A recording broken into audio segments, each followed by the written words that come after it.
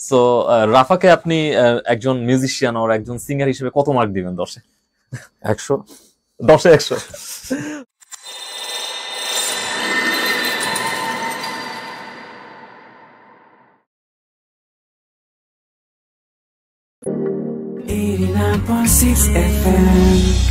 সবাইকে স্বাগত জানাচ্ছি রেডিও টুডে এফএম 89.6 এ বিশেষ একটি আয়োজন নিয়ে সবার সামনে হাজির হয়েছি। আমাদের আজকের এই আয়োজনটির নাম মিউজিক্যাল আড্ডা উইথ শিশির আহমেদ। আপনারা এর মধ্যে সবাই দেখতে পাচ্ছেন আমাদের সাথে বিশেষ এই গেস্ট আছেন এবং এই পুরো অনুষ্ঠানটি আপনারা একই সাথে শুনতে পাচ্ছেন 89.6 এফএম ফ্রিকোয়েন্সিতে এবং দেখতে পাচ্ছেন রেডিও টুডের official Facebook fan page www.facebook.com/radiotodayfm 89.6। এরই মাঝে আপনারা আমাদের গেস্টের চেহারাটা দেখতেই পাচ্ছেন, বাট তারপরও তার ইন্ট্রোটা অল্প করে একটু দেই। আমাদের সাথে আজকে আছেন one of the finest musician in our country, Shishir Ahmed. Hello Shishir ভাই, কেমন আছেন? ভালো আছি, আপনি ভালো আছেন? আমি ভালো আছি। আজকে আমরা বিশেষ একটি বিষয় নিয়ে হাজির হয়েছি। আজকে আমরা একটা গান রেডিও রিলিজ করব, আছে কিংবা নেই। সেই গানটা আপনি ফিচারিং রাফা কাজ করেছেন এবং 3 দিন আগে এই গানটা রিলিজ হয়েছে, বাট রেডিওতে এখনো আমরা রিলিজ করিনি। আজকে এই শো এর পরপরই আমরা গানটাকে রিলিজ করে দিব। সো এই গানটা নিয়ে আমরা আজকে আড্ডা দিব, এই গানের স্টোরিগুলো নিয়ে আড্ডা দিব এবং আপনার রিসেন্ট যে কাজগুলো আছে সেগুলো নিয়ে আমরা আড্ডা দিব। আমরা দেখতে পেয়েছি যে এই গানটা একই সাথে আপনি কম্পোজিশনে আপনি ছিলেন, প্রোডাকশনে আপনি ছিলেন এবং যত ইনস্ট্রুমেন্ট ছিল সবকিছু আপনি বাজিয়েছেন এবং ফাইনাল মিক্সিং আপনি করেছেন। সো একসাথে এতগুলো কাজ কেন করছেন বা কিভাবে করছেন? আচ্ছা, তো বেসিক্যালি আমি করছি বিকজ আমার কাছে জিনিসটা মানে চ্যালেঞ্জিং লাগে, ভালো লাগে করতে। বিকজ আমার যখন একটা ভিশন, একটা আইডিয়া থাকে গান বানানো, যেরকম বানাতে যাচ্ছি, তো যেহেতু সব ইনস্ট্রুমেন্টগুলো আমি করতে পারছি, সো এক্স্যাক্টলি কি চাচ্ছি আমার জন্য করতে জিনিসটা ইজি হয়, রাদার দেন ডিপেন্ডিং অন্যদের উপর যে তুমি এভাবে করো, এভাবে করো, এভাবে করো। সো আমার ক্রিয়েটিভ ফ্রিডমটা থাকে এটা করতে গেলে।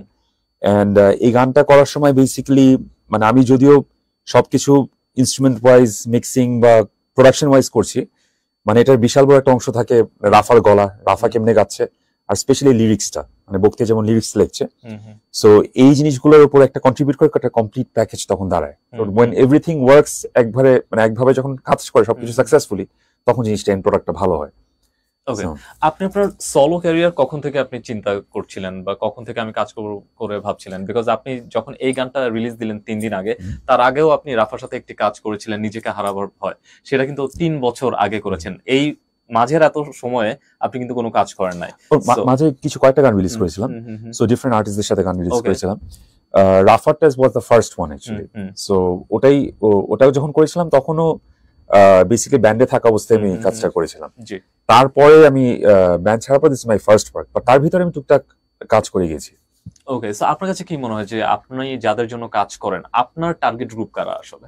আচ্ছা, আমাদের মানে বেসিক্যালি আমরা যেটা আসি, আমরা তো অনেক আগে থেকে ব্যান্ডের মধ্যে, ব্যান্ড সঙ্গীতে যখন আমাদের একটা সিলেক্টেড যারা মানে আমাদের ধরেন ইউনিভার্সিটি গোয়ার্স লিসনার্স যারা ওখানে যারা ব্যান্ড শুনে, যারা ব্যান্ড মিউজিক লাইক করে, যারা অনেক বাংলাদেশে ব্যান্ড মিউজিক তারাই সেটাই পছন্দ করে, মোস্ট লাইকলি ওরাই হচ্ছে আমাদের মেইন লিসনার্স। এর বাইরে অনেকে যারা রেসপেক্টফুলি যারা কমার্শিয়াল মিউজিক করছেন, তাদের আবার অডিয়েন্স বেসটা খুব ডিফারেন্ট হয়, তারা অনেক লোকে শুনে। আমরা কেটার করি বেসিক্যালি আমাদের ব্যান্ড মিউজিক যারা লিসেন করছে তাদেরকে আমরা বেসিক্যালি আমাদের মিউজিকটা কেটার করছি। ওকে, একটু আপনার শুরুর দিকে যদি যাই, ক্যারিয়ার শুরুর দিকে যদি যাই, আপনি আপনার ক্যারিয়ার শুরু যখন করেছিলেন তখন আপনি অনেক ছোট, অনেক ইয়াং এজ থেকে আপনি নিজে পারফর্ম করেছেন, বাট আপনি গিটারিস্ট হিসেবে নিজেকে আসলে এস্টাবলিশ করেছেন। বাট এরপর আস্তে আস্তে কিভাবে পিয়ানো কিংবা আদার ইনস্ট্রুমেন্ট গুলোতে, ড্রাম, কিভাবে এগুলোতে আস্তে আস্তে অ্যাটাচ হলো? আচ্ছা, সো বেসিক্যালি আমি তো প্রথমে গিটারিস্ট হিসেবে শুরু করি, এন্ড আমি দিনে 6 থেকে 8 ঘন্টা গিটার প্র্যাকটিস করতাম। So I had a dream যে আমি গিটার বাজাবো। কিন্তু গিটার বাজানোর সময় আমি সবসময় দেখেছি আমার পিছনে একটা ব্যাকিং কিছু ইনস্ট্রুমেন্ট লাগে গিটারটাকে সাউন্ড গুড করানোর জন্য। তখন কিবোর্ডটা আমি নিজে নিজে শিখে ওটা দেখলাম যে আমার সামহাউ ন্যাচারালি চলে আসছে।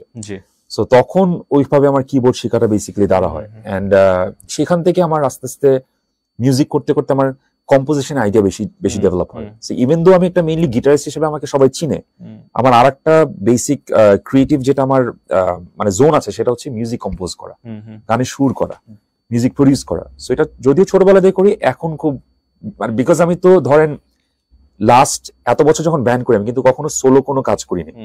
সো যখন আমি দেখেছি যে আমি এগুলা করতে পারি, তখন আমি চিন্তা করলাম যে না, যেহেতু আমি এটা করতে পারছি, আমি অনেক কিছু দিতে পারবো অডিয়েন্সকে। সো আমি এই জিনিসগুলো, আমি ক্রিয়েটিভ জিনিসগুলো আমি অডিয়েন্সের সাথে শেয়ার করতে চাই, সেটার মধ্যে আরো অ্যাগ্রেসিভ জিনিসটা করা বেসিক্যালি। ওকে, মিউজিক কম্পোজিশন আর হচ্ছে ইনস্ট্রুমেন্টাল প্লেইং, এই দুটো কিন্তু ডিফারেন্ট জিনিস। তো আপনি দুইটা কাজই করেন, তো আপনার কাছে কি মনে হয় যে কোনটা বেশি কমফোর্টেবল আপনার জন্য বা কোনটা বেশি কঠিন?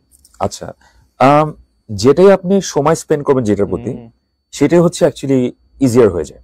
তো আমি যদি আগে যেরকম 8 ঘন্টা গিটার প্র্যাকটিস করতাম, এখন যদি আমি দিনে 8 ঘন্টায় গিটার প্র্যাকটিস করতে থাকি, এটা আমার জন্য ইজি হবে।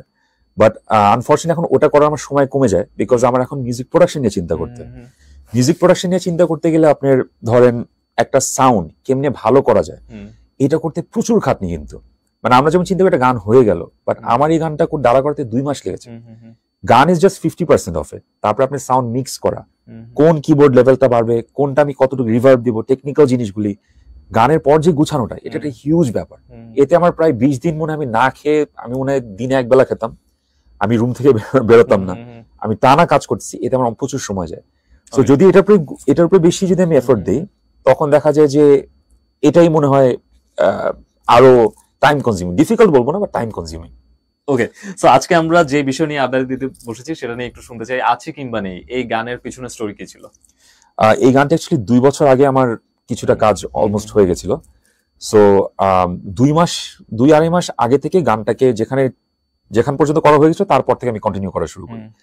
সো এটার স্টোরিটা হচ্ছে, গান তো একটা সুর, একটা থিম, একটা ফিলের মধ্যে কম্পোজ করা। সো সেটার মধ্যে বক্তিয়ারকে বলি, বক্তিয়ার বে অফ বেঙ্গলের, ওকে যে বক্তিয়ার তুমি একটু লিরিক্সটা লিখে দিতে হবে। সো সে খুব চিন্তা করে, আমরা দুজন টু অ্যান্ড ফ্রো, যে বক্তিয়ার লিরিক্সটা এরকম হওয়া লাগবে, এরকম হওয়া লাগবে, একটু ডার্ক ফিল, এই ফিল। সো এটার আবার একটা নিজেকে হারাবার ভয়ের থিমের মধ্যে লিরিক্সটা লেখা, বিকজ একটা সিকুয়েল। সো ওই বক্তিয়ার ভাবে লিরিক্সটা লেখে। তারপরে রাফাকে গানটা আরো আগে দেওয়া থাকে, কিন্তু রাফা কিন্তু প্রায় 2 বছর আগে না 1.5 বছর আগে গানটা ওর কাছে ট্র্যাকটা থাকে। সো হঠাৎ করে বললাম এই গানটি আমরা শেষ করে ফেলি, যেহেতু অনেকখানি দাঁড়া করা আছে। সো এভাবে গানটা অলমোস্ট দাঁড়া হয়ে যায়। আর 2 মাসের মধ্যে বেসিক্যালি তারপরে আস্তে আস্তে রাফার গলা নেওয়ার পরে আরো ইনস্ট্রুমেন্টস অ্যাড করা, আরো প্রোডাকশন অ্যাড করা, তারপরে শুরু হয় ভিডিওর কাজ। ভিডিও কাজটা অনেক ঝামেলা। আমরা সিলেটে যাই, আমরা বর্ডারের কাছে যাই, তারপরে আমরা মধুপুর যাই, চিটাগাং একটা টিম থাকে। সো এই গরমের মধ্যে শুট করা বিশাল বড় একটা হ্যাসেল। সো এইভাবে মোটামুটি গানটা দাঁড়া হয়ে যায়। আচ্ছা, সো আমরা আপনার যে কাজগুলো দেখেছি এর মধ্যে দেখতে পাচ্ছি যে রাফার সাথে আপনার ভালো একটা বন্ডিং আছে, এবং আপনারা যখন কোনো কাজ করছেন তখন বোঝা যাচ্ছে যে দুজনের আন্ডারস্ট্যান্ডিং বেশ ভালো, বিকজ আপনারা দুজনে কিন্তু অনেক আগে থেকে কাজ করছেন, দুজনকে একসাথে অনেক আগে থেকে চেনেন, বা দুজন বোঝেন দুজনকে। বাট আপনি যখন নিজে সলো ক্যারিয়ার হিসেবে নিজেকে এস্টাবলিশ করতে চাচ্ছেন, এই সময় এসে শুধুমাত্র রাফাকে দিয়ে তো ডেফিনেটলি আপনার হবে না। সো আপনাকে আরো অনেক ভোকাল সার্চ করতে হবে, আরো অনেক মিউজিশিয়ানকে সার্চ করতে হবে। সেক্ষেত্রে আপনার টার্গেটেড মিউজিশিয়ান বা ভোকাল বা সিঙ্গার কারা, মানে কোন টিজিটা? আচ্ছা, সো বেসিক্যালি মানে আমি সোলো এখন ওইভাবে চিন্তা করি যে সোলো ক্যারিয়ার যাবো, যেহেতু আমি ব্যান্ডের মানুষ। মানে আমি কখনো ভাবি না যে একা সোলো কিছু ভাবে করবো, ওটা আমার মাথায় ছিল না। বাট যেহেতু ফিচার করে গানগুলি করছি, আপনি যেটা বললেন এটা ভ্যালিড কোয়েশ্চেন, যে রাফার সাথে আমি এক্সট্রিমলি ক্লোজ, বক্তিয়ার আমার সাথে, এদের সাথে আমি খুব গুড কেমিস্ট্রি। বাট এছাড়া আমি যেমন শুভ ভাই ছিল, মাসা, তারপরে ইস্টে অ্যাকশন, আমি এদের সাথে কিন্তু আমি কাজ করেছি কয়েকটা। সো গানটা যখন যেটা কম্পোজ করার সময় যেরকম গলা ডিমান্ড করে, তখন আমি সেরকম আর্টিস্টকে খুঁজি। সো এটাই হচ্ছে আমার কোনো নির্দিষ্ট প্ল্যান নেই যে এই আর্টিস্টের সাথেই করবো। গানটা দাঁড়া করার পর যদি ডিমান্ড করে যে আচ্ছা এই গলাটা আমার বক্তিয়ারকে দরকার, বক্তিয়ার ভালো যাবে, তখন বক্তিয়ারকে নক দিই। বা একটা ফিমেল সিঙ্গার এর ভালো যাবে, তখন তাকে নক দিই। জিনিসটা এইভাবে প্রসেসটা করা হয়। ওকে, সো রাফাকে আপনি একজন মিউজিশিয়ান আর একজন সিঙ্গার হিসেবে কত মার্ক দিবেন 10-এ? 100। 10-এ 100। ওকে, গ্রেট অ্যান্সার। আপনি যখন থেকে মিউজিক করা শুরু করেন, ডেফিনেটলি আপনি ফলো করতেন, কাউকে না কাউকে ফলো করতেন। সেটা ইন্টারন্যাশনাল মিউজিশিয়ানস যারা আছে তাদেরকেও ডেফিনেটলি আপনি শুনেছেন, তাদের ফলো করেছেন। বাংলাদেশে অনেক ব্যান্ডকেও আপনি ফলো করেছেন। তো বাংলাদেশে কাদেরকে ফলো করা হয়েছে? আর আপনি যখন থেকে কাজ করা শুরু করেছিলেন ওই সময়টাতে আর্সেল কিংবা মাইলস কিংবা ফিডব্যাক কিংবা রেনেসা, এরা কিন্তু অনেক কাজ করছিল আপনার সময়টাতে। তো তাদেরকে কি ফলো করা হইতো? তাদের? হ্যাঁ, ডেফিনেটলি। মানে আমি ছোটবেলায় আমার মনে হচ্ছে যখন ক্যাসেট প্লেয়ার ছিলাম, যখন সিডি বা গান শুনতাম, মাইলস এর গান শোনা হতো, তারপরে ফিডব্যাকের গান শোনা হতো। সো ফিডব্যাকের আপনি যদি এখন ইন্টারেস্টিংলি ফিডব্যাকের কথা যদি দেখেন, যে ওনাদের যে পুরোনো গানগুলি আছে, জি, ইভেন এখন যদি গানগুলি আপনি রিমেক করে কেউ, এটা কিন্তু বেশ মডার্ন। মানে বিকজ আপনি ফর এক্সাম্পল আপনি ড্যাফট পাঙ্ক শুনেন, বাইরে তারা এত বড়, তারা কিন্তু রেট্রো, তারা কিন্তু 80s ফিলটা কি তারা আবার ব্যাক করে খুব রিভ্যাম করে গানটাকে আবার ছাড়ছেন, খুব সুন্দর লাগে গানগুলো শুনতে। ফিডব্যাক কিন্তু এখনো অ্যাহেড অফ ইটস টাইম। আপনার ইচ্ছা আছে? আই উইশ, মানে আমি যদি কখনো সময় পেতাম। কথা বলেছেন তাদের সাথে, ব্যান্ড মেম্বারদের সাথে কথা বলেছেন? না, ভালো বুদ্ধি দিচ্ছেন একটা, বলে দেখতে পারি। লাউ ভাই তো অনেক জোস, লাইক সবাই জোস, ফিডব্যাকে অনেক অনেক ভালো মানুষ সবাই। সো ওনাদের আমি না করলেও ওনাদের করলে অনেক জিনিসটা জোস হবে। একদম একদম। হ্যাঁ। এবং সবচেয়ে মজার ব্যাপার হচ্ছে তখনকার সাউন্ড এখনকার সাউন্ডে কিন্তু অনেক ডিফারেন্স রাইট। সো ওই গানগুলো আপনি চিন্তা করেন যদি ড্যাফট পাঙ্ক ভাবে করে খুব ভালো করে গানগুলো অ্যাকসেপ্ট করবে মানুষ।